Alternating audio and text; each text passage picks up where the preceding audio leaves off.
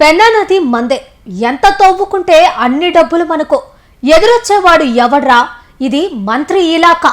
మంత్రికి తెలియకుండా ఏ అధికారి మమ్మల్ని ఆపలేడు అంటూ నెల్లూరు నగర నియోజకవర్గంలో ఇసుక దోపిడీ విచ్చలవిడిగా జరిగిపోతుంది.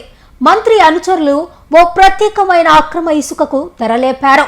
నదిలో నిషేధం ఉన్న లక్షల క్యూబిక్ మీటర్ల ఇసుక ఇతర ప్రాంతాలకు తరలి వెళుతూ ఉంది. నిషేధం ఉంటే మమ్మల్ని ఆపేది ఎవడ్రా అంటూ ఇక్కడ వ్యవహారం విచ్చలవిడిగా కొనసాగుతోంది.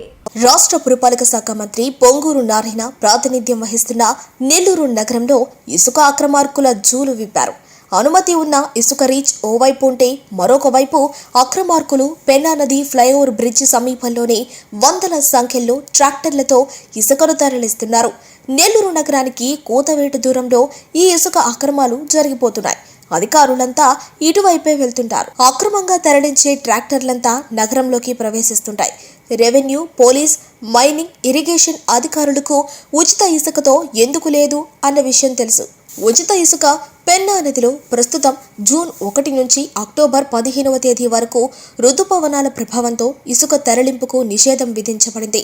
ఉచిత ఇసుక ఎక్కడ పడితే అక్కడ పెన్నా నది ఒడ్డుకు ర్యాంపులు వేసి తవ్వటం వల్ల వర్షాకాలంలో వరదలు వస్తే పెన్నా నది పొంగి నగరంపై, గ్రామాలపై పడే అవకాశం ఉందన్న ఉద్దేశంతో ప్రభుత్వం నిషేధం విధించింది. ప్రభుత్వం, జీవోలు, అధికారులు ఇవన్నీ ప్రతిపక్ష పార్టీలకే, అధికార పార్టీకి పర్లేదు. అధికార పార్టీ పచ్చబిల్ల ఉంటే నెల్లూరు సిటీ నియోజకవర్గంలో పెన్నా నదిలో ఎంతైనా దోచుకోవచ్చు.